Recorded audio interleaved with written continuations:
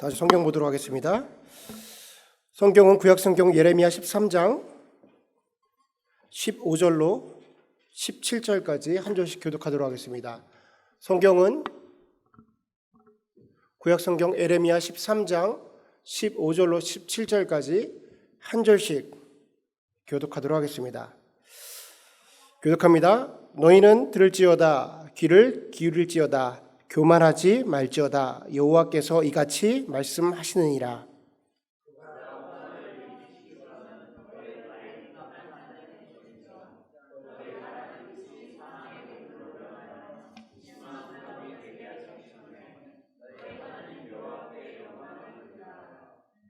다 같이 읽습니다. 너희가 이를 듣지 아니하면 나의 심령이 너희 교만을 인하여 은근히 곡할 것이며 여호와의 양무리가 사로잡힘을 인하여 눈물을 흘려 통곡하리라. 아멘.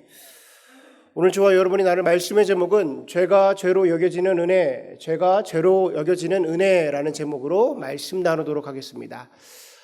오늘 제가 여러분과 함께 나눌 이 설교는요, 또 어떤 신앙에 있어서 한 길, 축을 정할 수 있는 그런 설교입니다.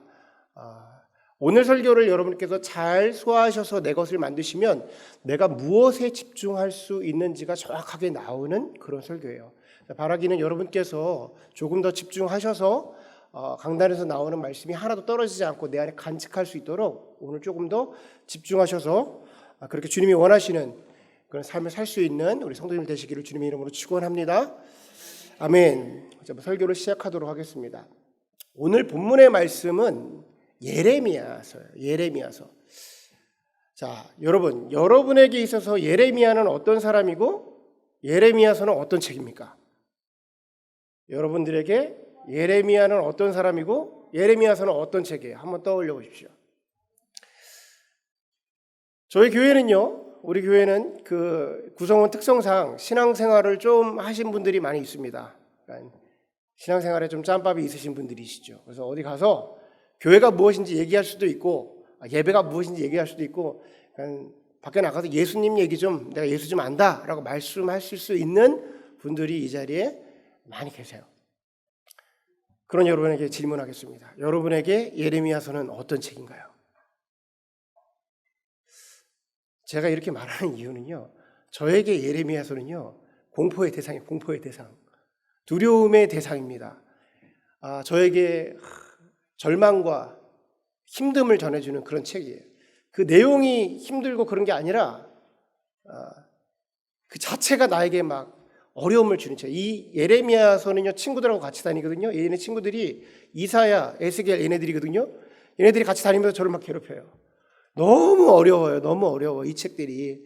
제가 처음에 이 책을 읽을 때는요 마치 그 느낌이 가보진 않았지만 사하라 사막 가운데 덩 떨어져 있는 것 같아요. 내가 지금 어디를 가고 있는 건가? 내가 지금 제대로 가고 있긴 한 건가? 지금 말하고 있는 게 에스겔이 말하는 건지 하나님이 말하는 건지 이 환상을 보고 있는 건지 뭘 얘기하는 건지 구분하지 못할 때도 있어요. 이게 보통 어려운 책들이 아닙니다. 근데 우리가 앞에서 말씀드린 이 책들을 어려워하는 이유가 뭐냐면 앞에 있는 책들은 에스겔이나 이사야라든지 그리고 뭐 예레미야 같은 이 책들은요 읽는다고 알 수 있는 책이 아니에요. 다시 말해서 배워야 아는 책이고요. 공부를 하고 연구를 해야지만 이해가 되는 책들이 이 책들입니다. 우리가 흔히 성경을 읽을 때 구약성경부터 쭉 창세기부터 읽어 내려가잖아요. 그러면 처음에 구약성경에 나오는 5가지 성경이 뭐예요? 그리고 뭐라고 말합니까? 모세오경이라고 말해요. 이거 다른 말로 율법서라고 말하기도 해요. 모세오경 율법서를 보는데 이 모세오경이나 율법서라고 말하는 이 책을 보면 물론 그 안에 율법도 나오지만 보통 스토리예요. 다 하나님이 내가 사랑하는 자녀들을 어떻게 창조하셨고 그 사람들을 나의 자녀로 일으키시고 내가 앞으로 그들과 어떻게 일할 거면 무엇을 할 것인지를 스토리로 쫙 얘기를 합니다. 뭐 노아도 나오고요, 아담과 하와도 나오고 아브라함 나오죠. 그 다음에 뭐 이삭도 나오고 뭐 야곱, 요셉까지 스토리가 쭉 나옵니다. 그러니까 우리가 그걸 읽으면서 어려움이 없어요. 스토리니까 그냥 쭉 읽어 내려가면 돼요. 그렇게 딱 끝나면 다음에 무슨 책들이 나와요?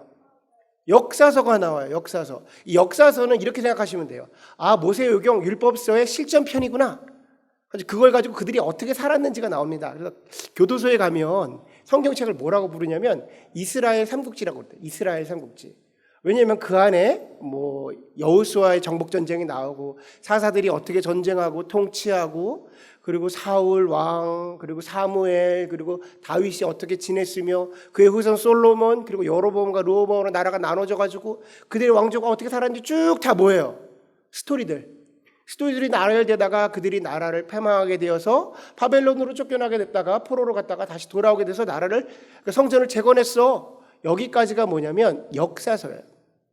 우리가 이거까지 읽는데도 별 문제가 없는 게 되레 재밌죠. 다 스토리들인 거야. 스토리들이 줄줄줄줄 나옵니다.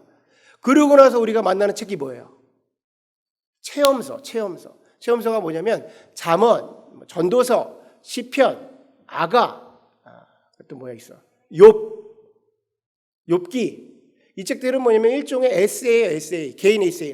내가 하나님과 경험해 보니까 이런 일이 있었고 이런 걸 느꼈었어. 그러면서 그걸 시로 적기도 하고 찬양으로 적기도 하고. 그러니까 자기들의 경험을 얘기하는 거니까 에세이를 적어놓은 거니까 우리가 그걸 읽으면 어때요? 느낌이 부드럽고 편합니다. 그래서 교회를 처음 오신 분들에게는 잠언서와 전도서를 읽어보라고 권하기도 해요. 쉽게 받아들일 수 있는 책이니까.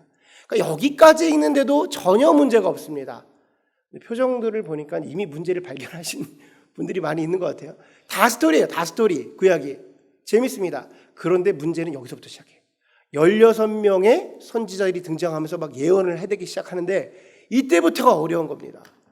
이 사람들을 만나는 순간부터 우리가 어렵다고 생각이 되는 거예요. 왜냐하면 기본적으로 이 선지자들이 말하는 대상이 이스라엘을 향해서 얘기했기 때문에 그 메시지 자체가 이스라엘을 향해서 이야기했기 때문에 이스라엘을 알지 못하면 우리는 그것을 이해할 수가 없는 거예요. 당시 이스라엘 상황을 이해하지 못하면 우리가 이해할 수가 없는 거죠. 반대로 이야기하면 다른 책들은요. 그 앞에 나와 있던 책들은 그냥 문자 그대로 이해하셔도 무방합니다. 내가 다윗의 스토리를 보면서 나의 삶 가운데 적용하셔서 나도 하나님과 이런 관계를 맺어야지 라고 생각을 하셔도 별 문제가 없어요.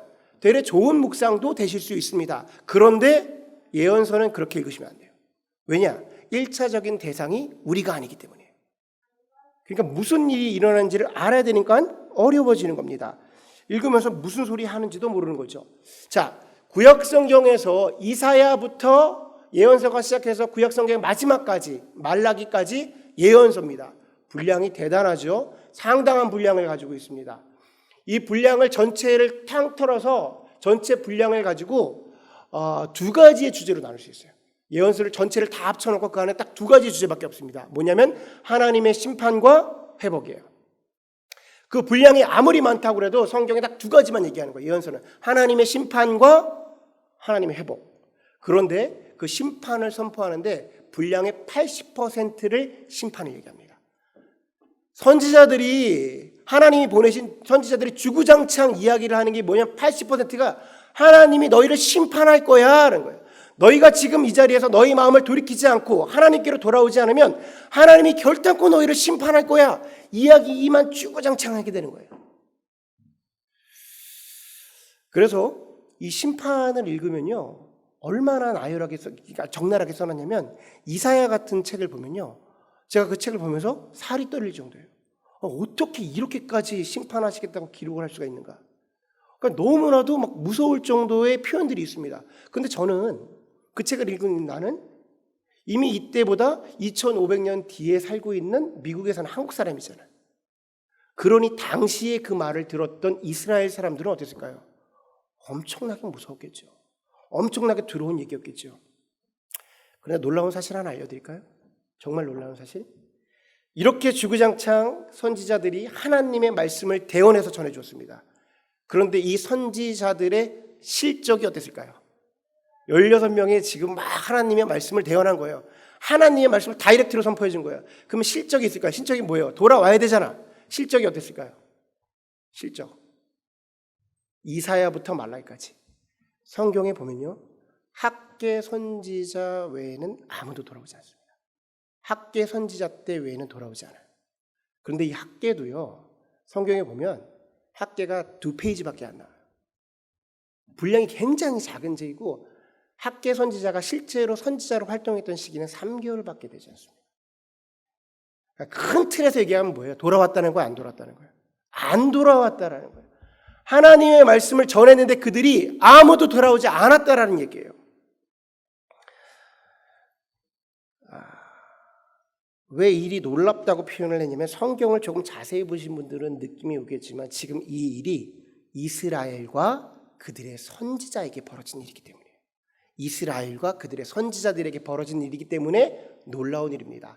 자, 오늘 밤에 하나님께서 저를 찾아오셨어요. 그래서 저에게 이렇게 말씀하신 거예요. 내가 앞으로 너를 선지자로 쓰겠다. 하나님의 말씀을 다이렉트로 주겠다고 하는 거예요. 저는 목회자니까 부분적으로 선지자 역할을 감당하고 있지만 하나님께서 아니 나 이제 완전하게 너에게 다이렉트로 통해서 너를 선지자로 쓸 거야. 그래서 말씀을 주시는 겁니다. 그래서 그 말씀은 내가 이 땅을 심판하리라 너희가 그 마음을 돌이키지 아니하면 이 땅을 심판하리라고 말씀하신 거예요. 그래서 하나님 말씀이 너무 강력하니까 제가 그 말씀을 붙잡고 내일 다음날 맨하탄에 나갔습니다. 맨하탄 42가에 가서 타임스퀘어에서 성경을 들고 너희는 마음을 돌이켜서 하나님께로 돌아오라. 그리하지 않으면 너희가 심판을 면하지 못할 것이다 라고 선포했어요. 그러면 무슨 일이 벌어질까요? 그 타임스퀘어에 어떤 일이 벌어질까요? 하나님의 말씀이 선포되면 아마도요 별일 없을 겁니다. 제가 말씀드릴게요. 아마도 별 특별한 일 없이 계속 저 혼자 선포하고 있을 겁니다. 왜냐? 이 미국은요 종교의 자유가 있는 나라예요. 그 사람들이 이슬람을 믿든 부다를 믿든 마호메트를 믿든 코끼리를 믿든 손가락에 10개가 있는 원숭이를 믿든 상관이 없어요. 상관이 없는 거예요. 뭘 믿어도 상관이 없습니다. 그러니까 제가 제 말을 듣고도 그들이 그런가 보다라고 해요. 뭐 그런가 보다. 왜냐? 하나님을 믿지 않으니까. 믿지 않으니까 들리지가 않는 거예요. 뭐 그런가 보다. 어찌 보면 당연한 이야기죠. 그런데 이스라엘은 아니었습니다. 여러분, 그런데 이스라엘은 아니었어요. 여러분, 구약에는요, 기본적으로 전도라는 개념 자체가 없어요. 복음 전파, 복음 전도, 선포라는 게 없어요. 복음을 전파하고 싶어도 뭐 안 믿는 사람이 있어야지. 복음을 전파하려고 해도 동네가 다 믿네? 복음을 전파하고 싶은데 나라가 다 믿어. 이 이스라엘 사람들은요, 태어나서부터 모두가 믿는 거예요. 단 한 번도 내가 하나님의 자녀가 아니라고 의심조차 해보지 않아요. 그 안에 하나님과 이스라엘을 도저히 떨어뜨릴 수 없는 게 이스라엘인 거예요. 그런 이스라엘입니다. 그들에게 선지자는요, 하나님의 말씀, 자기의 아버지의 말씀, 그 하나님의 말씀을 그대로 전해주는 사람이에요. 그대로. 그러니까 선지자들의 권위를 말하자면 이루 말할 수 없는 높은 권위입니다. 근데 그 선지자들이 돌이키라고 말하는데 아무도 돌아오지 않는 거예요. 어떻게 이런 일이 벌어집니까? 어떻게 이런 일이 벌어져요? 성경의 4분의 1의 분량이 하나님께로 돌아오라고 선지자가 이스라엘에게 말하는데 한 명도 돌아오지 않습니다. 어떻게 이런 일들이 벌어진 걸까요? 우리 성경 한 구절 읽어보겠습니다. 우리 예레미야서 7장 12절로 15절을 읽어보겠습니다. 우리 다 같이 한 목소리로 천천히 읽겠습니다. 시작.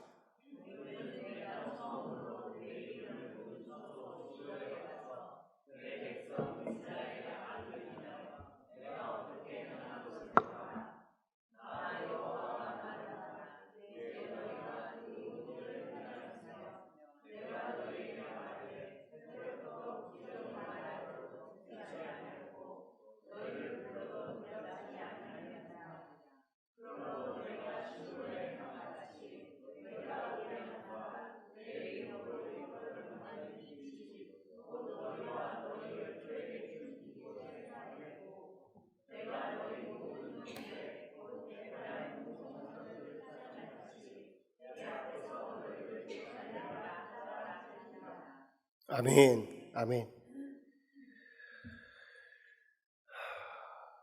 13절이 너무나 소름 끼치지 않습니까? 13절의 말씀이 너무나 소름이 끼칩니다. 지금 하나님이 말씀하시는 겁니다. 내가 너희에게 말하되 새벽부터 부지런히 말하여도 듣지 아니하였고 너희를 불러도 대답하지 아니하였느니라. 여러분, 하나님이 하셨다고요. 이미 하셨다고요. 새벽부터 부지런히도 말씀하셨습니다. 그런데 왜 이런 일이 벌어질까요? 왜 그들이 돌아오지 않은 걸까요? 들리지가 않는 겁니다. 들리지가 않아요. 하나님이 말씀하셨다고 분명히 말하는데 들리지가 않습니다. 죄가 죄로 여겨지지가 않는 거예요. 죄가 죄로 여겨지지가 않는 거예요. 타임스퀘어 나가서 제가 아무리 그 말씀을 선포해도 사람들이 돌아오지가 않습니다. 왜냐? 들리지가 않아요. 들리지가 않습니다. 제가 하나님의 말씀을 선포하는데 하나님의 말씀이 없어서가 아니라 그 진리의 선포가 없어서가 아니라 들리지가 않는 거예요. 죄가 죄로 여겨지지가 않는 거예요. 그러면 돌아올 수가 없습니다. 무엇이 이렇게 만든 걸까요? 예레미야는 그것을 교만 때문이다라고 이야기합니다. 교만 때문이다. 우리 다 같이 본문을 한번 읽어보도록 하겠습니다. 오늘의 본문 세 구절밖에 안 되니까 다 같이 한 목소리로 읽겠습니다. 시작. 너희는 들을지어다 귀를 기울일지어다 교만하지 말지어다 여호와께서 이같이 말씀하시느니라.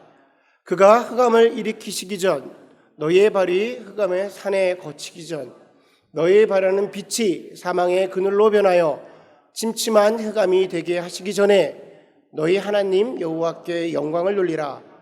너희가 이를 듣지 아니하면 나의 심령이 너희 교만을 인하여 은근히 곡할 것이며 여호와의 양무리가 사로잡힘을 인하여 눈물을 흘리며 통곡할 것이라. 아멘. 예레미야가 하나님의 말씀을 전달하면서 그들에게 교만하지 말고 귀를 기울여서 들어라 라고 말해요. 반대로 말하면 너희가 귀 기울이지 못하고 듣지 못하는 이유가 바로 교만 때문이라고. 교만 때문에 그러하다. 여러분 지금 예레미야가 말하는 이스라엘의 교만은 어떤 교만이냐면요. 내가 하나님의 백성이야 라는 교만이에요. 내가 하나님의 백성이야. 지금 우리가 조금 와닿게 설명을 좀 해드릴게요. 내가 하나님을 좀 알아. 내가 하나님을 좀 알아 라고 생각하고 있는 교만인 겁니다. 선지자들이 하나님의 심판을 이야기하는데도 그 말이 들리지가 않습니다. 분명 하나님의 말씀이라고 얘기하는데요. 그 이야기가 들리지가 않아요. 왜냐? 나에게 해당하는 얘기가 아니거든요. 그 얘기 나에게 하는 얘기가 아닌 거예요. 왜냐? 나는 잘하고 있으니까. 왜냐? 나는 특별히 율법을 어기거나 이방신을 섬기거나 그렇지 않았거든요. 그런데요. 예언서에 보면 이런 얘기가 많이 있습니다. 너희는 나의 규례와 법도를 떠났고 나의 길을 떠나 바알을 섬겼다. 무슨 소리예요? 너희는 나의 규례와 법도를 떠났고 나의 길을 떠나 바알을 섬겼다. 그런데 실제로 이렇게 선명한 하나님의 말씀이 선포되어도 이스라엘 백성들은요 그렇게 생각을 하지 않았어요. 왜냐? 실제로 그들의 삶은요 율법에서 떠난 적이 없습니다. 이스라엘은요 율법에서 떠난 적이 없어요. 율법을 철저하게 지켰고요. 절기에 따라 제사를 지냈고 안식일을 철저히 지켰으며 11조를 철저히 드렸어요. 그들은요 이방신을 섬기지 않았어요. 그들은 절기에 따라 하나님의 성전 앞에 나가서 하나님을 섬겼습니다.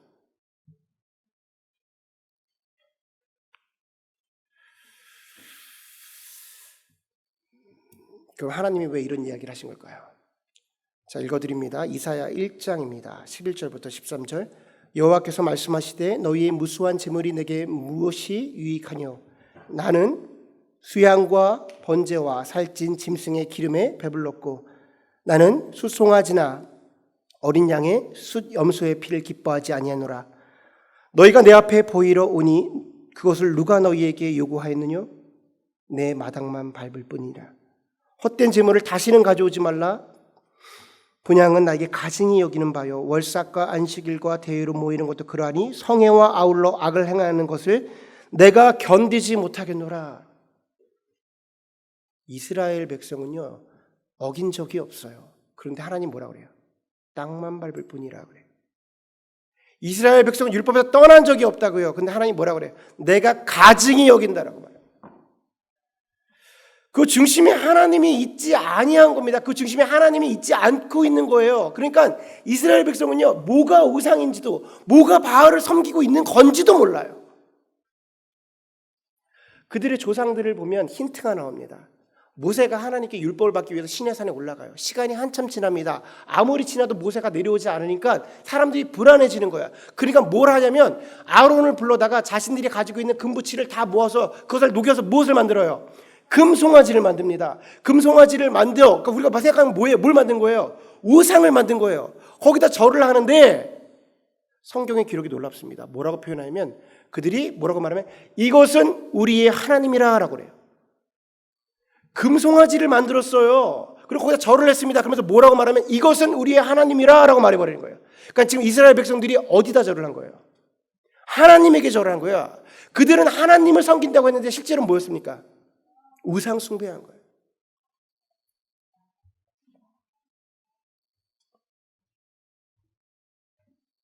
지금 이런 것들이요.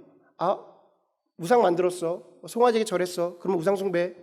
이런 얘기를 하는 것이 아니라 지금 이스라엘 백성들은요. 자기가 원하는 하나님을 하나 만들어 놓고 자기가 원하는 하나님에게 절을 드리고 하나님을 섬긴다고 생각을 한 거예요. 살아계신 하나님의 입장에서 생각해 봅시다. 살아계신 하나님의 입장에서 자기를 사랑하는 것이지 아니죠. 하나님이라고 부르고 있는 어떤 존재를 만들어 놓고 자기가 원하는 제사를 지내고 있는 거예요. 그게 하나님이 보시기에 자기를 향한 겁니까? 자기를 향한 제사예요? 아니었단 말이죠. 그것이 우상 숭배였던 거예요. 그런데 실제 그들의 모습은 어땠습니까? 안식일을 철저히 지켰죠. 율법에서 벗어나지 않았습니다. 절기마다 하나님을 섬겼습니다. 하나님의 성전에서 하나님을 섬겼어요.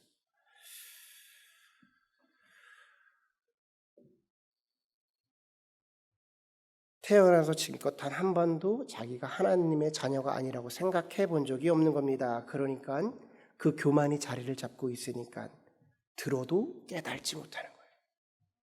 들어도 깨달지 못하는 거예요.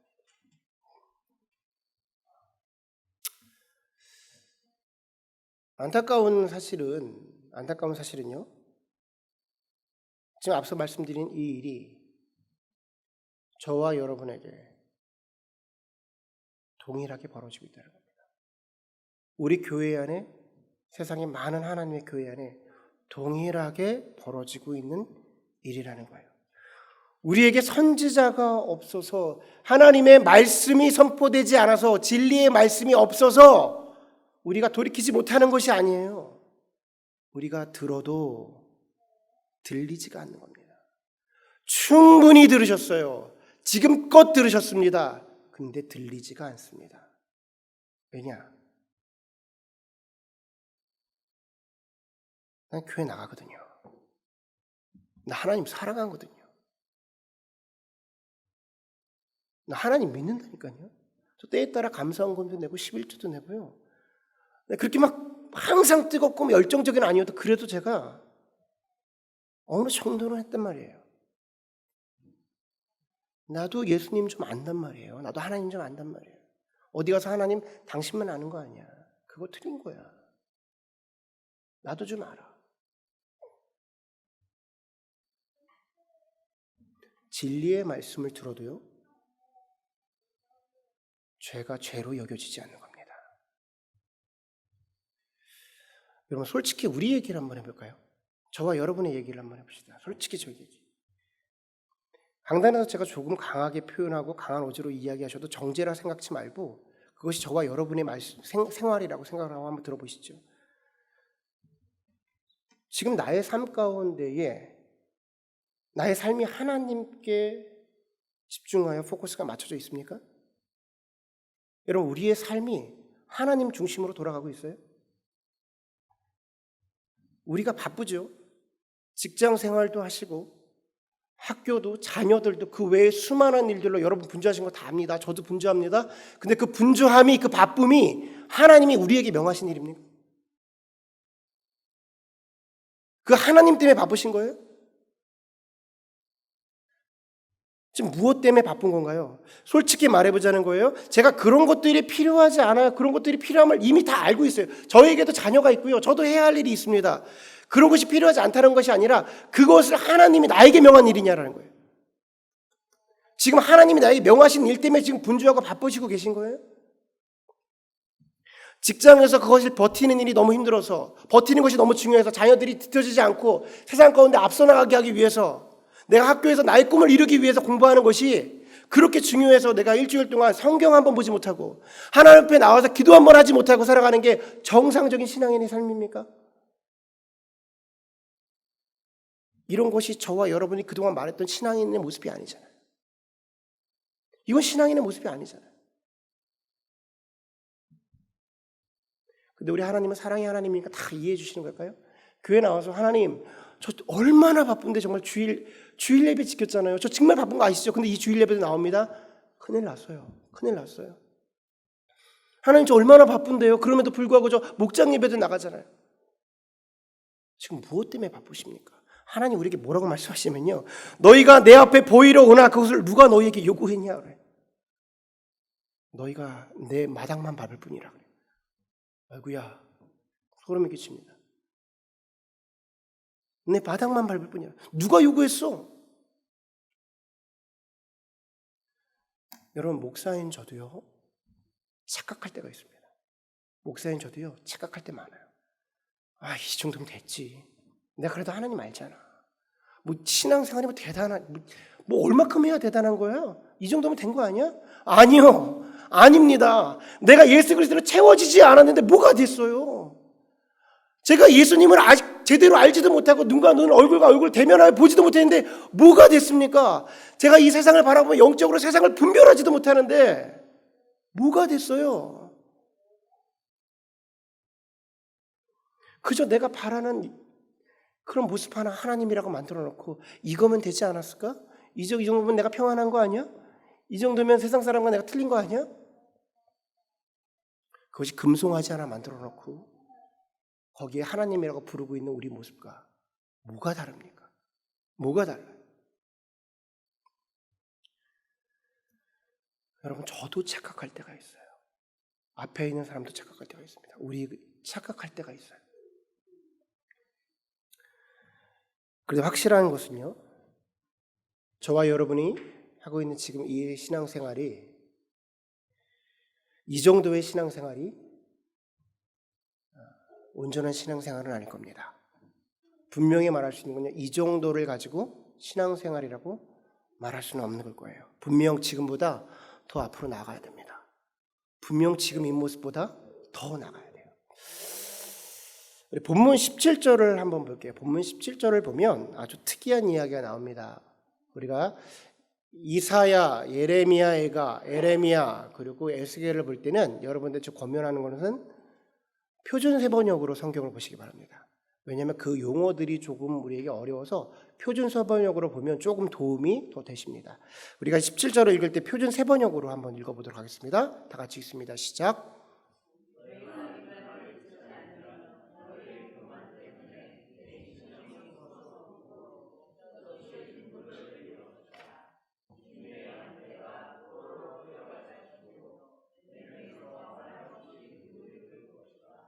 아멘.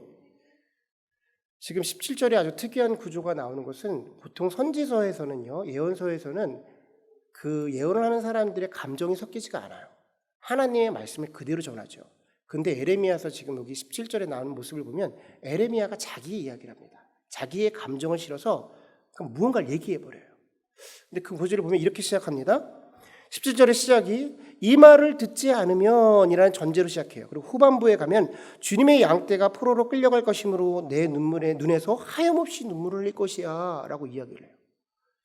그러니까 이걸 원어적으로 풀면 에레미야가요, 너희가 이 말을 듣지 않으면 주님의 양떼처럼 포로로 끌려가게 될 거야 라고 말합니다. 그런데 그 뒤에 구절을 보면 에레미야는 그것을 강하게 말하고 있지만 그들이 돌이키지 않을 걸 이미 알고 있어요. 예레미야가 하나님의 말씀을 대변해주고 있거든요. 근데 자기의 뜻을 표현하는데 뭐라고 표현하냐면 너희가 돌아올지 않을 것을 알고 있습니다. 그래서 나는 눈물을 흘리게 될 거야.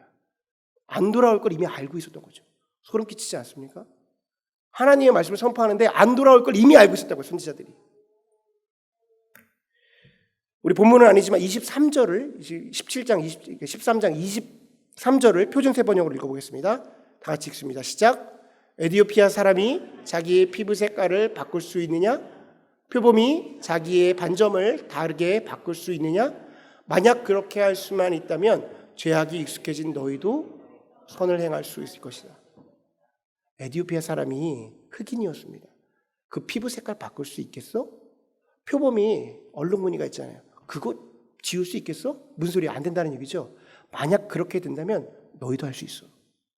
이게 무슨 소리입니까? 안 된다라는 거예요. 안 된다라는 거예요. 못한다라는 거예요. 그러니까 예레미야는요, 이미 알고 있었습니다. 내가 외친다고 해도 그들이 바뀌지 않을 걸 알고 있었어요. 선지자들은요, 그 외치고 있었지만, 그 엄청난 분량으로 외쳤지만 그들이 바뀌지 않을 걸 이미 알고 있었어요. 왜냐? 교만이 자리를 잡으면 들리지가 않거든. 내가 하나님의 자녀잖아. 나 잘하고 있잖아. 그래도 내가 저 하나님 알고 있잖아. 그러면 안 들리는 거예요. 바뀌지 않은 걸 정확하게 알고 있는 거예요. 내가 눈물을 흘리게 될 거야.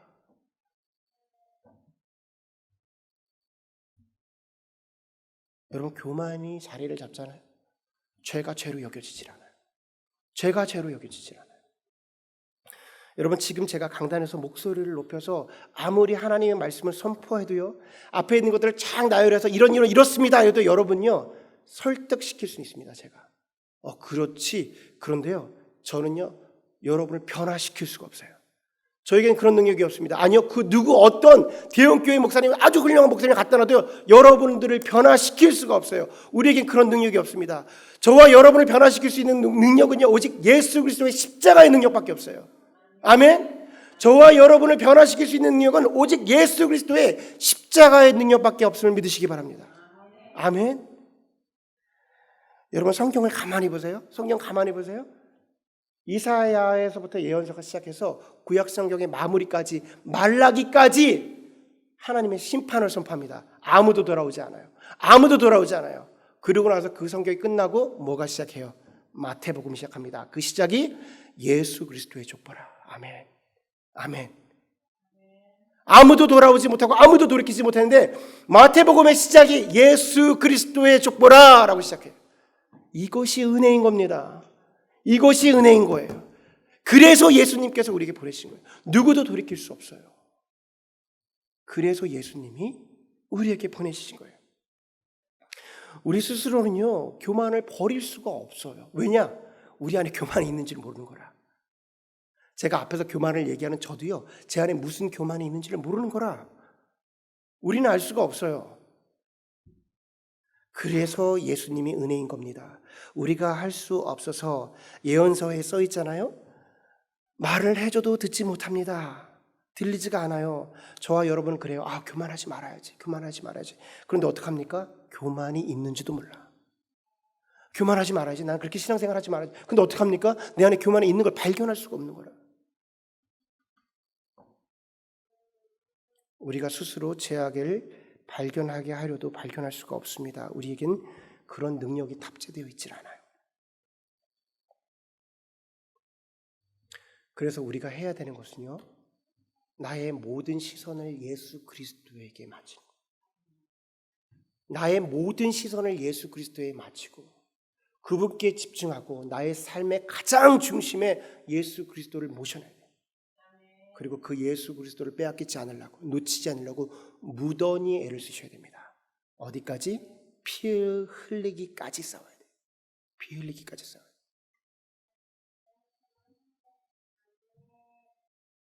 그때서야 예수 그리스도로 인해서 죄가 죄로 여겨지는 은혜가 임하게 됩니다. 아멘. 그때가 되어야 예수 그리스도를 통해서 죄가 죄로 여겨지는 은혜가 우리에게 임하게 되는 거예요. 세상 사람들은 생각합니다. 그게 무슨 은혜라고. 내가 바라는 은혜는 그런 게 아니야.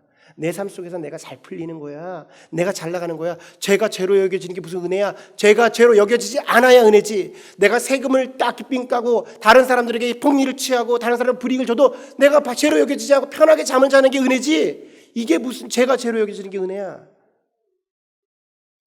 들리지가 않는 겁니다. 여러분, 예수님으로 인해서 죄가 죄로 느껴지잖아요. 그 은혜가 임하잖아요. 그럼 우리 애가 어떻게 되는지 아세요? 지금처럼 살지 않습니다. 예수님으로 인해서 정말 죄가 죄로 여겨지잖아요. 그럼 저와 여러분이 지금처럼 살지 않아요. 죄가 여겨지는 순간 이거 하나 때문에 내가 죽게 되었구나를 알게 됩니다. 그것 하나 때문에 도저히 잠을 자지 못하는 일이 벌어져요. 내가 이것 때문에 죽게 되었구나. 이걸 경험한 이사야가 뭐라고 말합니까? 화로다 내가 망하게 되었다. 화로다 내가 죽게 되었구나. 내가 죽게 되었구나. 버티지를 못하는 거예요. 우리를 버티지 못하는 거예요. 그러니까 사람이요, 정말 죽게 되잖아요. 죽음 앞에 놓이게 되잖아요. 그럼 모든 사람이 나타나는 반응은 한 가지입니다. 살기 위해서요. 살기 위해서요. 수단과 방법을 가리지 않고 살기 위해서 움직인단 말이에요. 그런데 나를 살릴 수 있는 게 예수 그리스도밖에 없음을 정확하게 알게 되는 거예요. 그때부터 예수 그리스도를 필사적으로 찾게 돼요. 아주 필사적으로 찾게 됩니다. 예수 그리스도가 아니고선 살 수가 없음을 알기 때문에 지금 같은 모드가 아니라 주님이 없으면 안 된다는 걸 알고 아주 필사적으로 적극적으로 찾고요. 인생 가운데 예수 그리스도로 인생을 살게 되는 거예요. 왜냐? 그때서야만 이해할 수가 있거든요. 그 단계에 가야지만 이해할 수가 있습니다. 예수가 왜 길이요, 진리요, 생명인 걸 알게 돼요. 그 얘기 멋있잖아요. 나는 길이요, 진리요, 생명이래. 우리 좋아하잖아요. 와 닿아야지. 왜 예수가 길이고 진리고 생명인지 죄가 죄로 여겨지지 않으면요, 와 닿지 않아요. 느껴지지 않아요. 여러분, 말씀을 마무리하겠습니다. 구약의 이스라엘 백성들은요, 스스로 돌이킬 수가 없었습니다. 그것이 교만이라는 죄악의 형벌이었습니다. 우리도 동일합니다. 그 교만으로 인하여 돌이킬 수가 없습니다. 그러나 우리에게는 예수 그리스도라는 은혜가 주어졌습니다. 주님의 이름으로 권면합니다. 이 은혜를 붙잡으십시오. 어떤 대가를 치르시더라도, 그 일이 아무리 힘들다 하여도 그 은혜를 붙잡으십시오. 나의 모든 시선을 예수님께 마치고 나의 삶의 가장 중심에 예수님을 모시어 두십시오. 그리고 그 끝에 끝까지 지켜주십시오. 끝까지 지키십시오. 그때 더욱 놀라운 은혜가 우리에게 임하게 됩니다. 그것이 죄가 죄로 여겨지는 은혜인 것입니다. 바라기는 우리 성도님 모두가 그 예수로 살아갈 수 있는 성도님 되시기를 주님의 이름으로 축원합니다. 아멘. 우리 이 시간에 한번 찬양 부르겠습니다. 우리 찬양 부르고 기도할 때에 충분히 묵상을 하시고 충분히 찬양을 하셨으면 좋겠어요. 그리고 충분히 기도하는 시간이 됐으면 좋겠습니다.